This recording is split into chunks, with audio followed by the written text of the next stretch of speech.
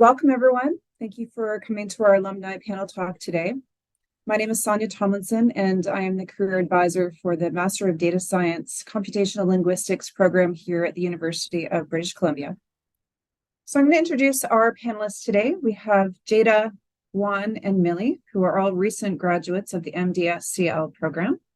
And I'm going to invite each of you to give a short introduction, where you came from into the program and where you are working now. So maybe we'll start with you, Jata. Sure, thanks. I'm Jata. I am from the East Coast of Canada. I'm from New Brunswick, and I have a background in computer science. So I graduated with a computer science degree with a specialization in big data from the University of New Brunswick. During my undergrad, I did some co-op terms, and then I worked full-time as a full-stack software engineer for a year before joining the MDS-CL program, and I graduated last year, so I'm the most recent cohort. Great, thank you. Millie? Yeah, hi everyone. I'm Millie, and I did my degree, or did my master's as the first cohort, so this was back in 2020. And prior to that, my background was in English literature and linguistics, and I worked in the publishing industry for a bit before I entered the master's program. And after graduation, I am now a senior data scientist at SAP. Thank you. Great, thanks, Millie. And Juan? Sure. Hi, everyone. Good to see you here. So my name is Juan. I'm from Colombia, but I'm based in North Vancouver currently. So I hold 12 years of experience working at the intersection of the social sciences and technology. Before joining the program, I was halfway through a career transition from non-technical work to technical work, and the MDS program helped expedite that transition. And since graduating, well, I'm part of the so-called pandemic cohort because I graduated in 2021. And since graduating, I've held different roles in the NLP space, from traditional machine learning engineering to team lead to most recently generative AI type of architectures and systems.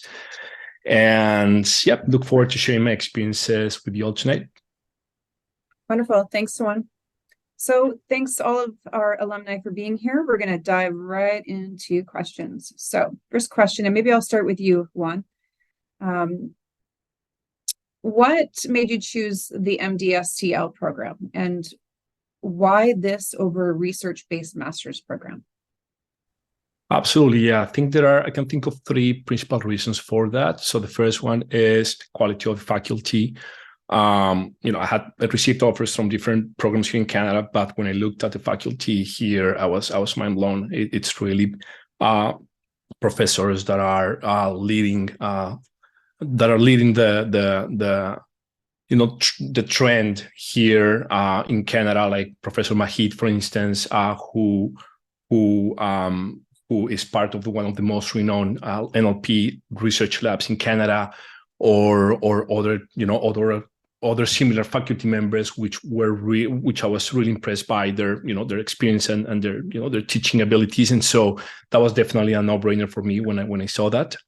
The second time, as mentioned, I was in the midst of transitioning from a non-technical background in consulting to starting to become more of an engineer in NLP and data science.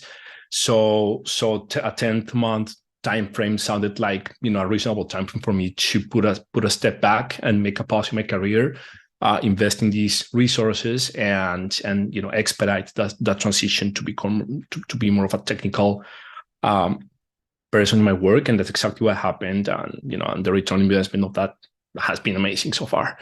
And the third one is Vancouver, but the pandemic hit, so that unfortunately couldn't really take advantage of the campus experience here. But ultimately, being part of UBC was definitely something that I was dreaming about, and now that I'm part of the atmosphere and having a close relationship with both alumni and faculty, it's amazing. And yeah, I guess that's the third reason why.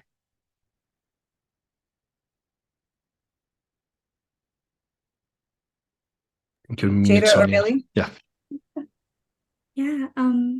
I guess I can touch on the second part of that question a little bit more, which is why this over research-based, because that was something I considered quite a bit and is actually something I plan to pursue in the future, which would be a research-based PhD. And I thought that coming out of my undergrad, I had done a little bit of research, like an honors thesis, a little bit of RA work. But I felt like I had all these big ideas and maybe not the concrete skills to actually put them into like effect. So I felt like MDS, especially in this 10-month time frame, I would come out with all of these skills, actual ability to program what I wanted to do, and actually jump back into research afterwards. So that's why I picked this. And as for myself, so my 3 reasons actually are pretty close to what Juan said, and maybe a little different in the sense that, so for me, Vancouver, I didn't really have that many options in terms of looking for programs outside of Vancouver, and that's partially because I have some family obligations here. I just cannot move. But at the same time, so that 10-month time frame was also very attractive to me because I was also in transition in my career. So that 10 months is, is something that I thought was very reasonable and a good use of my time, a good investment of my time. And then lastly, I like that this program is not research based because I did intend on working after the program. So that was really why I thought MDS-CL was perfect for me. Right. The one last point that Juan touched on was faculty. So as well, so I was already doing my linguistics diploma at UBC. And so I actually knew some of the professors that will be part of the program going in, and I really like them. And so faculty really is another reason why I chose the MDS-CL program. Thank you. Thank you. All right. How would you describe the pacing and intensity of the program? And what did you find most challenging? Jata, do you want to start? Sure. Definitely rigorous. I think that if you ask most alumni, they will say that it's 10 months and it's 10 months of solid effort. Something that is really that was hard at the beginning is just this volume of work. The best part about the program is that it's very structured. They've thought it through, but they do expect you to do quite a bit of work every week for the whole time. So it's not a sprint. It's not like maybe when you finish an undergrad and you have a bunch at the end. It is a marathon. You have to do the sustained effort the whole time, and really planning out if that's something that can work for you. If you're somebody who is able to put in that kind of sustained effort, I think it will be like a really good fit. But that's something that obviously you have to decide for yourself ahead of time.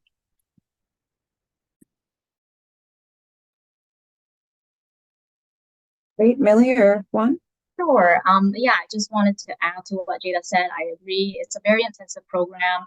I find that sometimes it's so intense because you're learning so much new stuff, especially for somebody coming from a non-technical background to somebody who did not major in computer science. You will find it even harder. I can attest to that. But I think it's definitely worth, for myself anyways, was worth the effort. But yeah, I think the intensity is there. But I think for somebody who's learning to code, I think that intensity is actually quite necessary for you to be able to learn that skill in that amount of time. So just wanted to add that as well. Yeah, I'll just chime in basically by seconding what both Jada and Millie said. It's a very intensive program, but ultimately, those are the trade-offs that in a way you face when you pick a compressed time frame like 10 months, which I feel it's perfect for the amount of content that gets covered through the 6 blocks in the program. As Jada says, I mean, this is definitely not a sprint; it's a marathon. You need to keep the pace. You need to learn how to spend your energy wisely and recharge, because you'll need to find time to recharge and be ready for the next sprint. And but ultimately, you get exposed to enough concepts to have a very robust toolbox at the end of the day.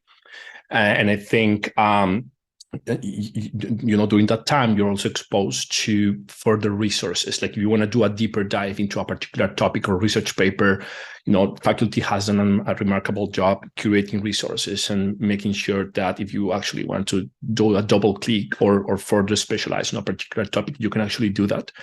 So yeah, that's what I would add to that, basically. And I see a couple of questions in the chat. Vanessa, should I probably take on them right now, or?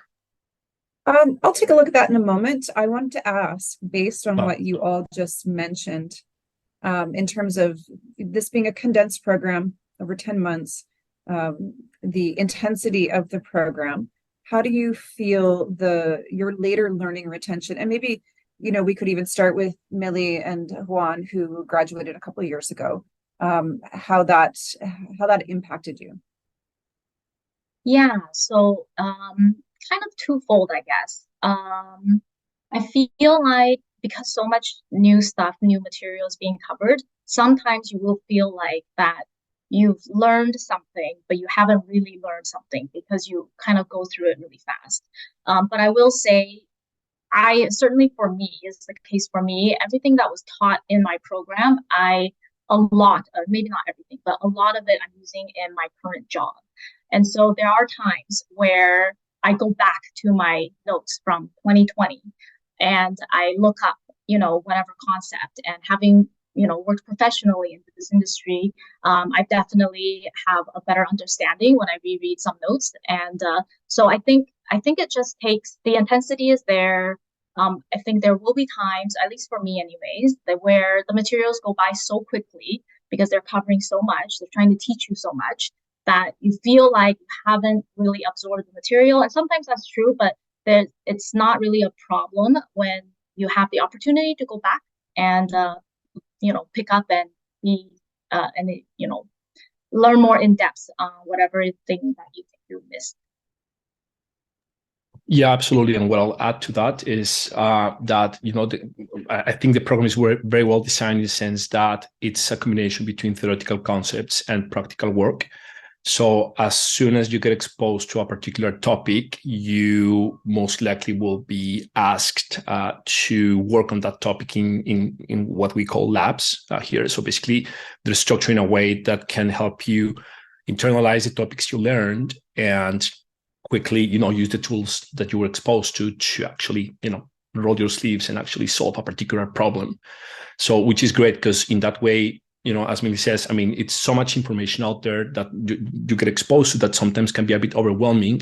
But the labs, though, you end up doing about 100 labs during the course of the program, which is amazing because it's ultimately resources that live with you.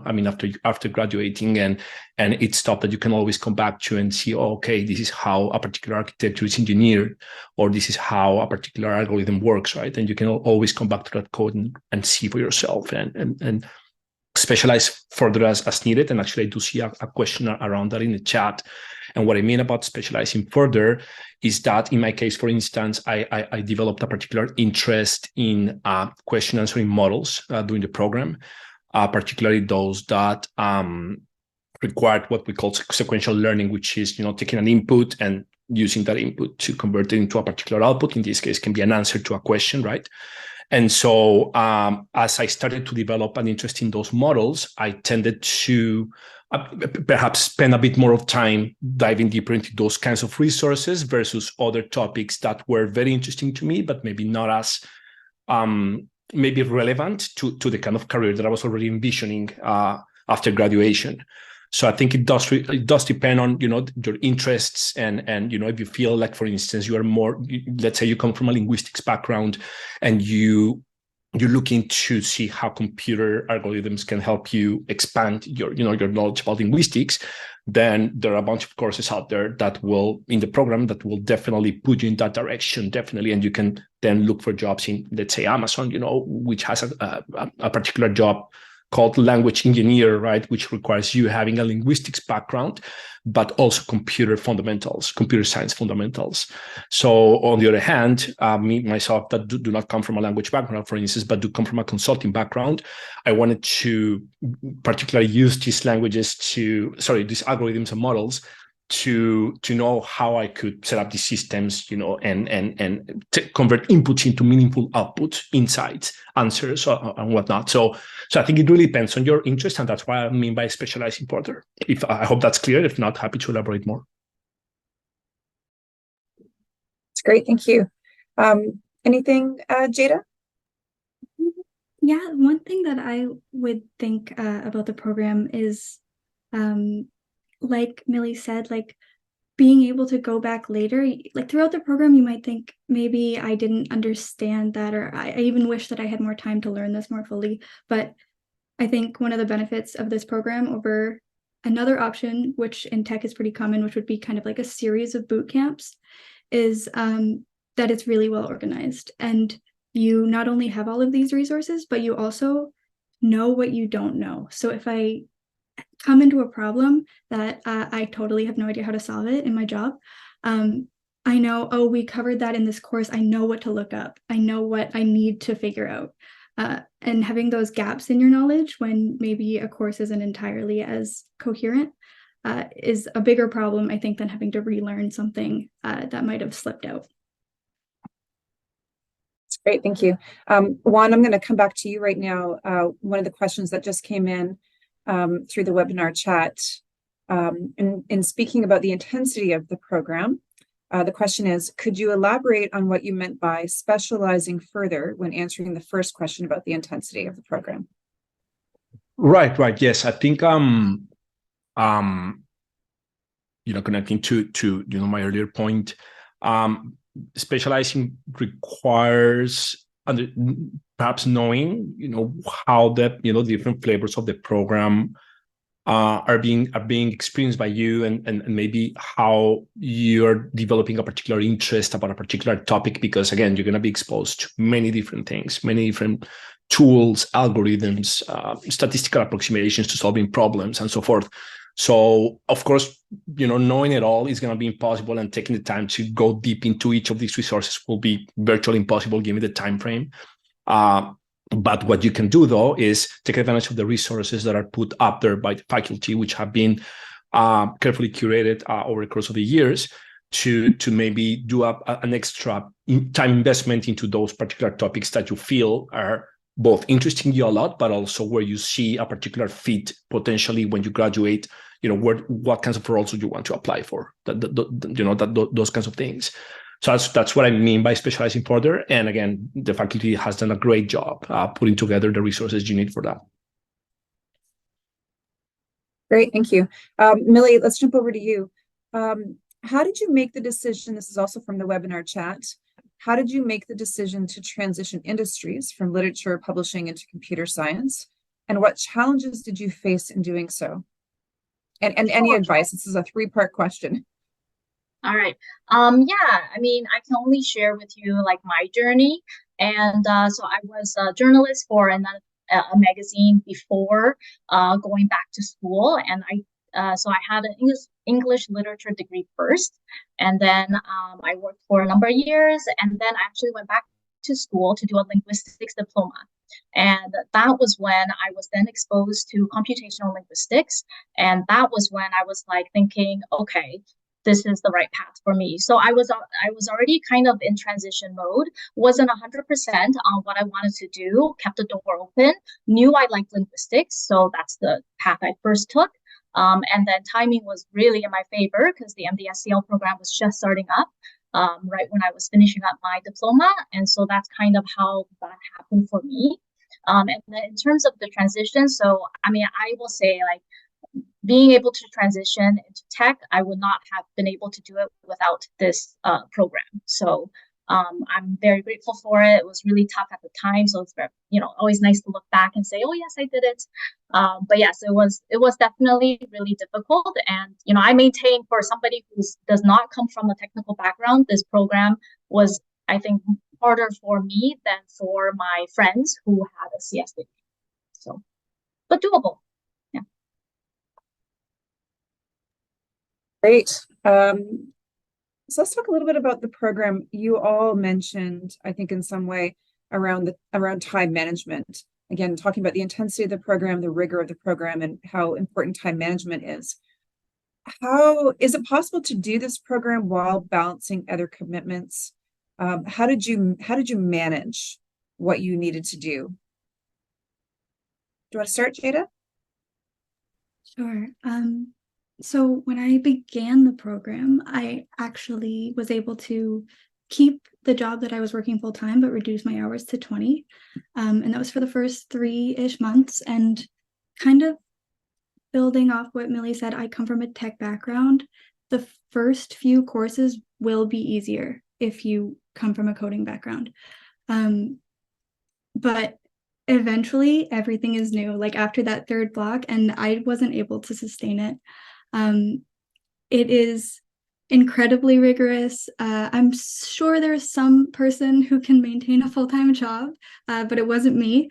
And once I kind of got my feet under me, so we're thinking like way at the end of the program, after it kind of dies down because the intensity kind of peaks in the middle and then goes back down at the end.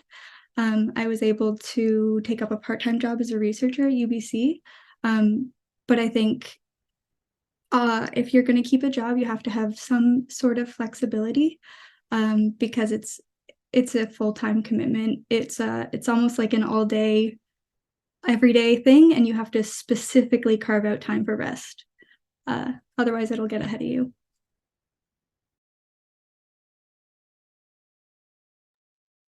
Juan or Millie, do you want to add to that? Sure. I mean, I will just say that I do not recommend having a full-time job while doing this program. At least for me, like at the time, you know, you always have about 4, 5 labs going on a weekly basis. Like I see Jada nodding, so that's still the case. Yeah, the workload is pretty heavy, right? And it's a lot of new material, so you need that time to try to absorb it in 1 week kind of thing. So that's when the labs are due and stuff. And so I would say, well, certainly for myself, I could not have worked full time and did the program. The program was like 120% of my time. So, yeah. Yeah, I would just add that, you know, I fully agree with what Jada and Millie have said about this. In my case, I mean, it is a very intensive program, and I would absolutely advise against taking on a full time or you know, full time definitely not, but part time job opportunity while doing the program. It can you know, deviate your attention from where it arguably needs to be, right, which is building up those skills and making the most out of your investment, because as you've seen, I mean, it's a one that of course requires an investment, right? Perhaps the only exception I would make, and this is speaking about personal experience, is unless this opportunity actually connects with, you know, with your goal, with your career path. In my case, I took a fellowship at a research lab that was trying to solve access to justice problems here in BC. And basically, like 2 or 3 of us from the data science masters were able to join the team. And this was something that allowed us to put our, you know, our knowledge and the recently learned tools into practice. Of course, requiring perhaps maybe 5 to maybe 10 hours a week tops, because beyond that, I don't think I would have been able to do it really. But at the expense of that recharging time that Jada talked about, which is really important. So I only did this because I had already managed to get a sense of how the schedule worked. And I said, okay, I could maybe realistically put 5 to 10 hours here, but I actually made a commitment. So we spoke directly, openly with the team lead then. And we said, you know, when quizzes or you know, or particularly deliverables come, I'm sorry, but we'll have to maybe spread out the workload across many other weeks, right? I mean, we cannot possibly, you know, our priority is the program. And so based on that commitment, you know, in that tacit agreement that we did with the team lead for this research institution, is that we were able to engage in part-time endeavor. Otherwise, I would definitely line up with what Jata and Millie have said. And I think if you can fully focus on the program, I would totally advise that. Yeah. Great, thank you all. So this is a course-based program, and at the very end of the program, there's an amazing opportunity to work with a capstone. It's a capstone project where the students work with an industry partner. Tell us a little bit about what that capstone project was like for you. Even a little bit maybe around your day-to-day. What did that look like? Whoever would love to start. Okay, maybe I'll start first. I loved doing the capstone project. I thought it was really, really fun and the best opportunity for you to piece together everything you learned. In fact, this is one of the feedback I gave back to the program after I was done. I feel like before capstone even, they can have something, a project where you can work on something end to end, because throughout the course, because you're learning so many new things, you're learning pieces of, computational linguistics, right?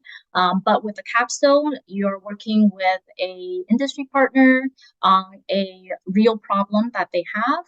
And you work in a team of 3 to 4 to try to solve this problem. And for me anyways, I really enjoyed it. And I used it as kind of my shining example, after graduation, as the project to talk about in my job interviews, which was, a nice thing to do. So.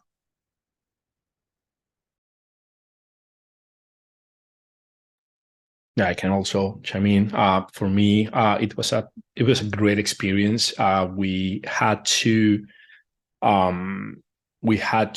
work with a company, a mobile retailer company here in Canada that has stores across different locations throughout the country. So it was very interesting because they actually gave us actual data to work with, and we were really excited to actually see how the tools we have learned during the program could actually be put into practice, using actual data, which of course comes in a very different format and shape that the kind of data you work with in the program, right, which is nicely cleaned and tidy.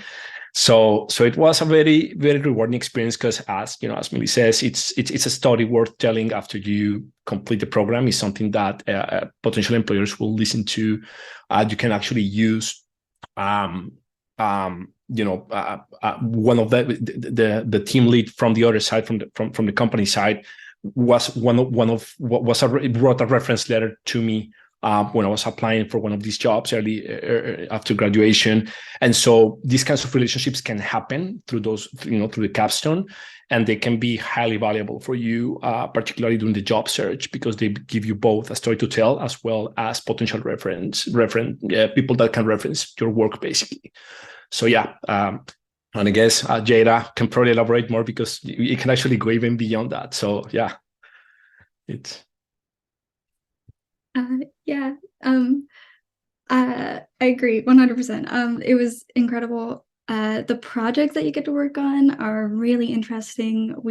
I got to work on a kind of an unstructured text mining for legal documents. So we made an app that tenants can use in Ontario to have access to justice if they are being there's some sort of issue with the landlord. Just so building something so concrete, so useful, working with a partner who really wants you to succeed. Every partner is really carefully chosen. And things didn't go completely right in our project. We had issues, but it was incredible for our confidence to be able to overcome them, and not in a lab setting. We actually had real world issues that we had to fix. And like Juan said, they'll be your references. They are so excited for your career. My full-time job now is actually with one of the capstone partners, not the one that I worked with. So yeah, they're really invested in your career, and everyone's interested in what you're doing. So that's exciting. Great, thank you. So when you are working on your capstone project, you are put into teams with some of your fellow students. Jata, we kind of mentioned that it wasn't always perfect. There are sometimes some issues. Can you all speak to what it was like in terms of collaborating with your fellow students as a team, and any challenges that might have come up, and also how you worked through those.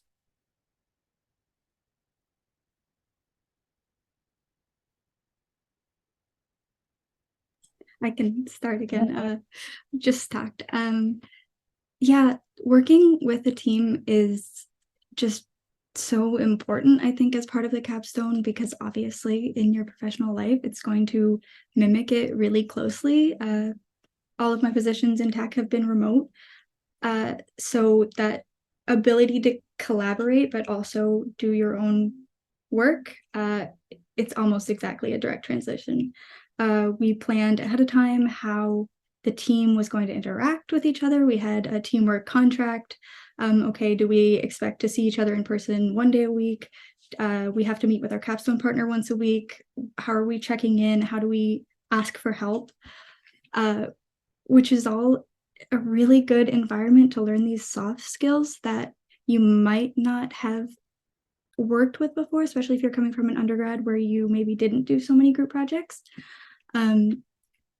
It's just, they do a really good job, especially of making teams have a wide array of skills. So, for example, I was like the token tech person. There was somebody who had a law degree. There was somebody who had a linguistics background. So everyone came together to make a really complete whole, and the ability to say, like, you're better at this, you take the lead on that, I think is a really good skill that I learned.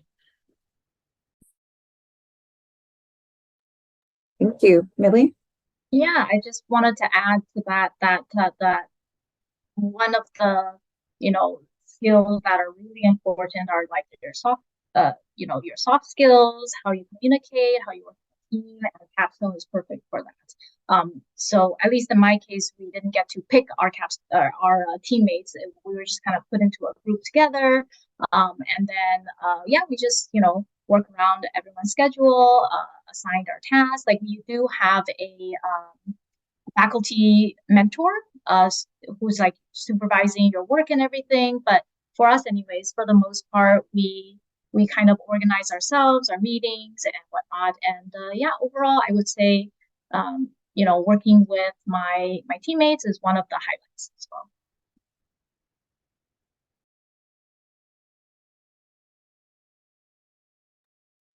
Great. Anything to add to that, Juan?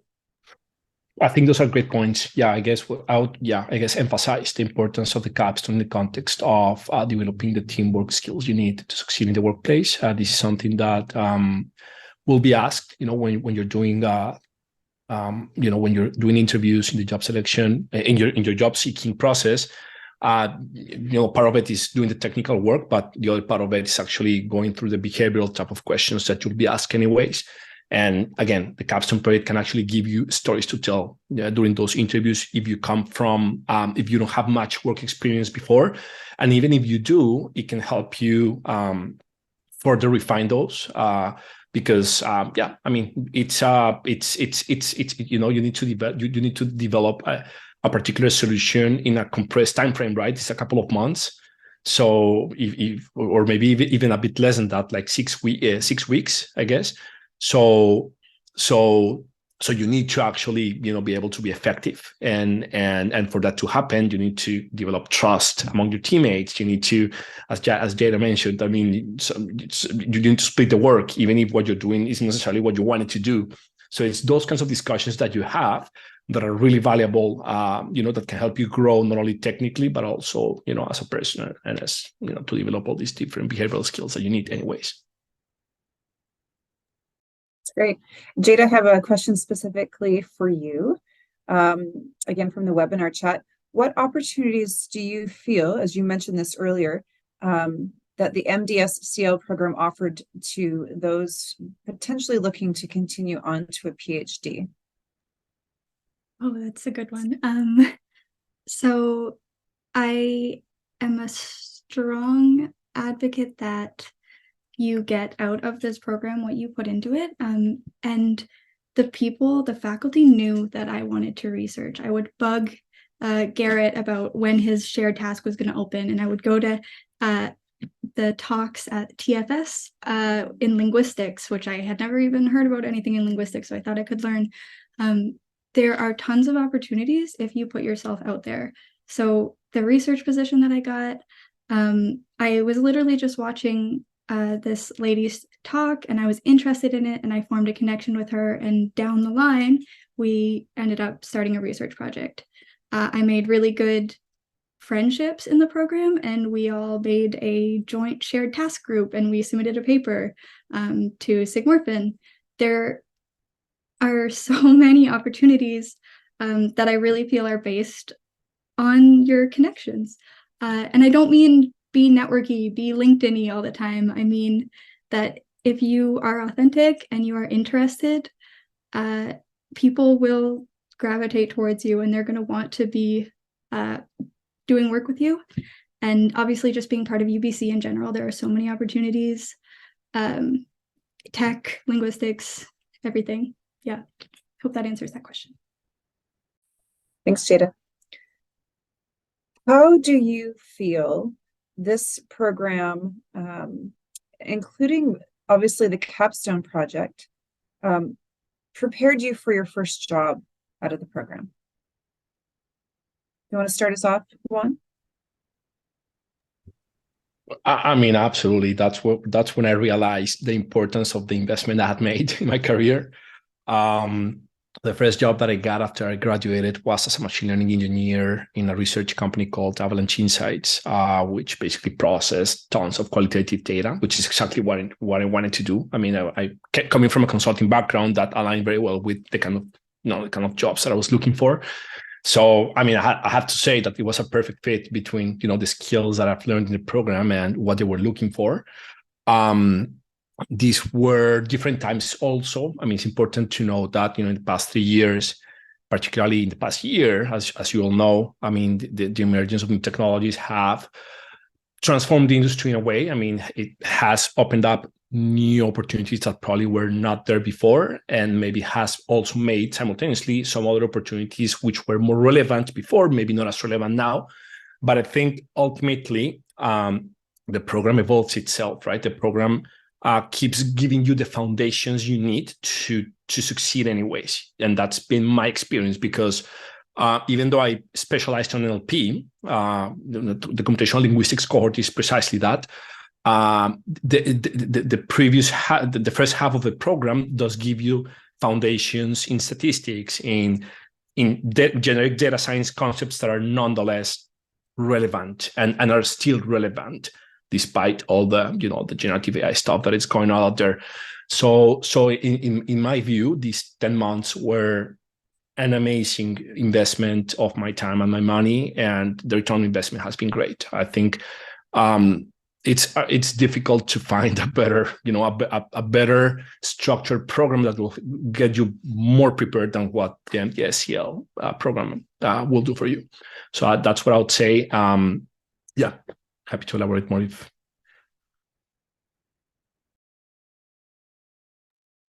Great, Millie or Jata?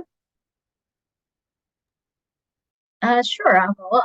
Yeah, I totally agree with what Juan said, that for me as well, I think it really, really prepared me very well for the workplace, for the type of role that I was applying for and eventually gotten. And I mean, I can guarantee you I would not have had the chance, or I would not be qualified to apply for them without the program. And like I mentioned, really one of the draws to me about the program was that it's a professional program, that they are teaching you the practical coding skills that you will need in your day-to-day work kind of thing in the field of data science, and more specifically like computational linguistics. So I was very happy with the skills I learned. Yeah, I can agree with what both Millie and Juan said. I felt coming out of my undergrad that a lot of the stuff that I had learned was dated, and I would have 1 or 2 of the 30 requirements that they were asking on job listings, and I do not feel that way anymore. I feel like I have most of them or all. It's a new feeling. If anybody has ever been a junior person in tech, I'm sure you can relate. And as one of the more recent grads, I can say that, like they said, the program does evolve. We learned about the generative AI. The program they've added more about it. I've spoken to the professors, and they are really good at staying up to date with trends and also teaching you how that you can stay up to date with trends in computational linguistics. There's literally a class called Trends in Computational Linguistics, and it was incredibly well done. So yeah, I work with LLMs, I do generative AI, and the program prepared me so well, and that was only a recent development. So they're really, really good at that stuff. Great, thanks everyone. All right, let's talk about career. How did you find a job after graduation, and how long did it take you to find a job? So we can start again with you, maybe Jata? Sure. So I was very lucky. I know that there are some people in the program who start looking for jobs in January. They don't encourage you to do that. But I was offered a job by one of the capstone partners. And the thing that I'll say about that is that I wasn't working for them. It was a matter of like staying out there, putting stuff into my online portfolio. They found my LinkedIn. They liked the presentation that I gave for capstone. There are tons of industry people who are interested in this program and what you're putting out. And yeah, but I would say in general, you either prioritize job search at the end. Some people do. I personally didn't because I had that luxury because I didn't have like a visa or anything. It would be more difficult if you did. But maybe 3 months if you're like me, new to the industry. Just getting that first job is the hardest one.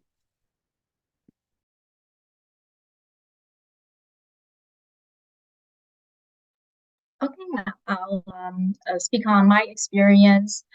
So I'm one of those people that didn't start job searching till after the program. I was so tired from the program. I don't understand how people have time during the program to do it. But I do know some of my classmates, they were job hunting earlier than me, for sure. So yeah, we graduate, the program ends in June. So that was when I started job hunting. And then how I got my foot in the door, being new to the tech world, is I secured an internship at SAP first. And I'm based out of SAP Vancouver. And so even though I graduated, I have a master's, you know, because I have no network really, I accepted an internship first at SAP. And I would say also luck is on my side. The team that I joined as an intern doing data science and NLP stuff, they were expanding. And so I was quickly converted into full-time after that.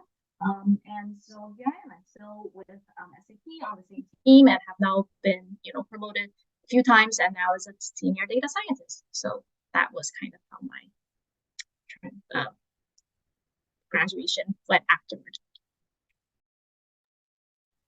Yeah, in my case, I started my job search passively, I would say, when I started the capstone project, because it felt like capstone was a bit of a slowdown in terms of the the intensive workload that we've been accustomed to, because in my case at least, we work with a company that works at regular office hours, from 9 to 5, and so they wouldn't, they would, we would set our working, meetings during that time frame, and of course that we had a clear goal in mind, so we could organize our times, to meet those expected goals and week-to-week deliverables as needed. And once we did that, we had extra time, which was a luxury, within those 10 months. I remember the capstone as, saying, okay, it's 5 o'clock. I can actually start looking for jobs, right? And so that's what I started to do. But I have to say, I agree with Millie here that even though I started to get early interviews, I underestimated the amount of effort that you have to put to actually do well in interviews, because as they say, it's a full-time job to look for a job, right? So I started to realize that maybe it was better for me to, keep more of a passive look into job opportunities, maybe just focus on quality instead of quantity. And as we finished the program, then I had basically a lot of bandwidth to actually put work into preparing for coding interviews, preparing for technical interviews, and so forth, right? And to digest all the content that we have been, we had been consuming over the past 10 months. So I did, I reread some of the material, and so I also took some time to actually, understand how I could basically put everything together to get the job that I wanted. And I would say that, I guess I'll join the luck club here, because I also feel like I was very lucky here. I applied from Colombia because, that's where I had to do my master's given the pandemic. And so of course, applying remotely can be a bit more challenging than if you are here and you can network and you can, move places. And so I reached out to some people, and unfortunately my CV was floated into one of these companies, which is the one that hired me as a machine learning engineer. And that happened 2 months after I finished the program, which honestly, I think it was quite lucky. I mean, I'm not sure if, given current market conditions, those kinds of time frames would still hold. But back then, we were in a different era. We were in an era of abundance in tech, as it was called the Great Resignation, because people would just literally just switch jobs easily. It's not that kind of era right now. Right now, the market is a bit more tight and a bit more competitive, as far as I've been able to tell as an outsider. So yeah, I guess it depends on the time, right, and the market conditions. But that's my story, and yeah, I mean, and again, I have to emphasize that if it hadn't been for the program, I'm not sure, if I would have been able to get this job. Great, thanks everyone. Speaking of market conditions, based on your experience, all three of you, of being in the market, in the job field right now, what does it look like? What are the job prospects right now of getting a job in data science in Vancouver or in Canada? I can start here. If you're like me and you're more junior in the industry, this will probably apply to you more. The first job is the hardest, and I mean that in that you are looking for a junior role, and I say that because you want to be able to ask questions and you want to be able to learn and grow. And teams are hiring 1 or 2 juniors per team, max. So it's hard during these recession times to get that one job. Once you're in, you can move around a little bit more. But I'm not going to be all sunshine and rainbows and say that it's super easy getting that first job. It will be hard. You will have to apply to a lot of jobs. You will have to network. You'll have to get a referral. Right now, it's not the best, but there are jobs. I don't think data science has fewer jobs than any other industry when we're going into a recession. I think it's really useful that we have a field that isn't necessarily just tech. You could get a job in medicine or law or anywhere hiring data scientists. So it's a little bit more recession safe that way. But yeah, it will be intense, but there's no greater tool in your pocket, I think, than having MDS. It just looks, it's such a great background. Yeah, maybe I'll just add to that in kind of my own opinion, I guess. Yeah, I think there's never a good time there's never an easy time to find that first job. I think it's always hard. And so it really just takes a lot of perseverance, a little bit of luck. Like for myself, right? I accepted an internship first. That's not an ideal situation, but, I figured that was the best way to get some experience and prove myself. So yeah, have these kind of considerations in mind. If you're job hunting, just be focused on what you want and go for it. Yeah, I agree with both. And what I would add is that perhaps now more than ever, having a master's degree can actually put you in a position of at least getting your CV past the first screening round. Honestly, the market right now is tough, and I have the opportunity to be a mentor in a bootcamp, in a leading bootcamp here in Canada, and I help students prepare for technical interviews. And most of them are actually coming from a different career, and they wanted to do the transition to data science. Through the bootcamp, which is an amazing investment as well. It's a shorter time frame, and so it has different dynamics, but ultimately it can also get you prepared. But the market right now is actually asking for a couple of things. it's an either or, right? It's either experience in the job you're applying to, which as Jata mentioned, sometimes you just don't have it, right? Or a master's degree. And if you don't have experience, at least have a master's degree. And so, as Millie said, there's never, just having those two things will not get you in, right? You still need to do the work. But I do agree that the current market conditions do require that you can have either one of those two at least to be able to, be more competitive, particularly for those companies that are scale-ups, that have raised money, or for big tech. Big tech definitely will look at your CV and it will prefer candidates with a master's degree type of training. So yeah, I guess I agree with Millie. It's never a good time or an easy time to look for a job. It's always hard. And I guess particularly now, it can be a bit harder, perhaps, as Jata mentioned, it's not a blue sky type of thing. It's not like you finish your program and jobs will be waiting for you. It's not going to be like that, definitely, because it's competitive right now, and we're in the midst of a transition from it's a revolution happening. So there's a lot of stuff going on, and you need to after you graduate, you also need to put the time and effort to be acquainted with the latest trends, read papers. It doesn't finish after you graduate. Yeah, it's a continuous process. And so I do feel like the people that actually put the effort and realize this are the ones that actually have a better chance and a higher probability of getting a job, after graduation. Yeah. That's great. What does your day-to-day look like right now in your jobs?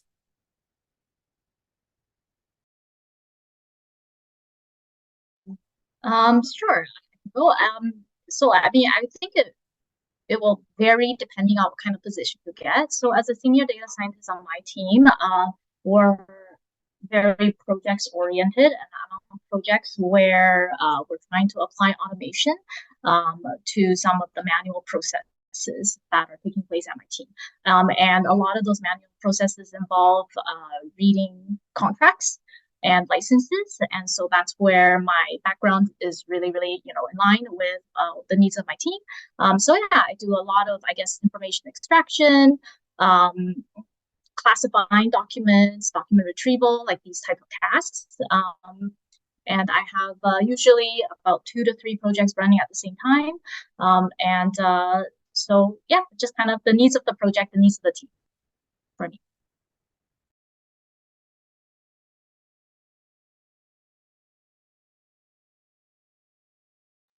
I can. Oh, okay. Yeah. So in my case, I'm in the middle of a career transition right now, of a jobs transition right now. So I was a team lead at a legal tech startup until early this month, and it was quite dynamic, honestly. Particularly if you join a startup environment, every day is a different thing.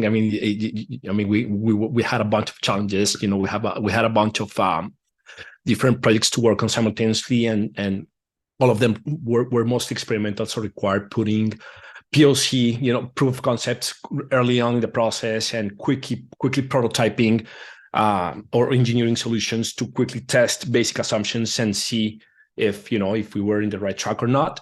Particularly, we were working with legal documents, and so legal documents are complex. And so we were trying to tackle the most difficult challenges while extracting data and meaningful insights from these documents. So yeah, it was busy. Right now, again, depending on what kind of company you join, you'll get different working dynamics, right? And I would advise to look carefully when you're looking for jobs to actually do that, do the research and actually see if the kind of working environment and dynamics that you're applying for the company that you're applying to are actually in alignment with your values, right? And with the kind of expectations that you have personally. So in my case, it was dynamic, and I was tasked with basically building the AI team. So it was also interviewing people, searching through CVs and figuring out, which people could fit where. So it was also those kinds of roles. But yeah, ultimately very rewarding. It exposed me to many, many different projects and technologies, and more importantly, practical applications of generative AI for solving business problems, which I think is something very cool to be on right now. It's something that, yeah, we felt in the middle of it. So, yeah. Yeah, exactly with what Juan said. I work for a startup that's working with generative AI. I think in the startup field, you fill a lot of roles. So for me personally, that means I'm kind of bridging the gap between data science and engineering. So you not only have to build your model, you have to build the application to hold your model. So there are those kind of jobs if you're interested in kind of keeping it a little bit more full stack based. I will also say that in a data science role, it's pretty common that you bridge the gap between tech and business. So I will either get input from people who want me to build a product and I have to put that into reality, or I have to explain an analysis, or I have to explain why something isn't possible and make that understandable to a wider audience than just tech. That's my day. That's great. We just have a couple minutes left. So I'm wondering if each of you might share any comments, any advice that you might have for people who are strongly considering coming into the MDS-CL program. Juan, you want to start us off? Yeah. I was thinking. I guess to wrap up what I've been, to wrap up most of the thoughts that I've been sharing here today. I think it's if you're coming from a career transition like myself, just be kind with yourself and be willing to give yourself that time. It's 10 months where you'll be basically putting a pause in your life. You'll be learning, you'll be studying, you'll be basically changing your work dynamic, your life dynamic for a while. So just allow yourself that time, make the most out of it, try it out, be fully focused and present on the program. And take it from there, I guess. That'll be my advice to those that, like me, were transitioning from careers. And yeah, that'll be. And for myself, I think the advice I would give for anyone who is thinking about the program or think about joining the program. Once you're in the program, I highly recommend, all the faculty, all the teachers and the professors and the admin staff and everybody, they're super supportive of the students. And I go to everyone's office hours. And literally I just do my labs there. So if I have a question right away, I can get an answer or get some help on. And so I think to be one of the things that you can do to be successful in the program, if you find that it's hard, is to seek the help that is available to you. And there is a ton of support for the students in this program. Yeah, just to finish off quickly, I would say, one, prepare yourself to just be a sponge and absorb everything as it comes. There's so much to learn. I'll say, don't put yourself in boxes. Don't say, I'm a researcher, I'm only here for industry. Some industry jobs want research experience. Some research positions will benefit really well from having solid tech background. And then the third is make friends, because it's hard. 10 months, you're all gonna be bonded together. You're gonna feel like you're in it together. And if I give you CS advice in the first month, you're gonna help me with my linguistics in the 5th. So there's just so much support, and you can make so many good friends that will stay with you forever, honestly. All right, that's our time. So thank you everyone for attending, and thank you to our panelists for taking the time to answer all of these questions.